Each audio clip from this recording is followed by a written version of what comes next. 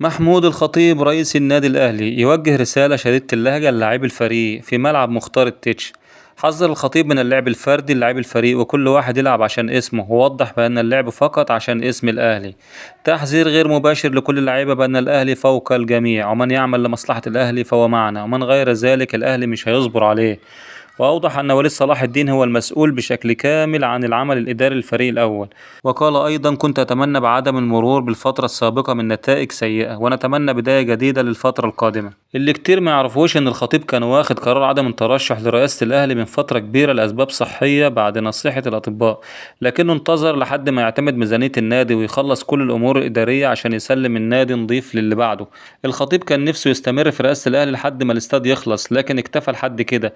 صمم يجيب صفقات سوبر في آخر ميركاتو له كرئيس للنادي عشان الناس تفتكره بيه، واللي بعده يلاقي الوقت اللي محتاجه لحد ما يقف على رجليه. الخطيب أصر على عقد اجتماع مع اللعيبة عشان يوصل لهم رسالة إن الجميع يزول والأهلي هو اللي بيكمل، قبل إعلان رحيله عشان هو يثبت الجملة دي على أرض الواقع على نفسه.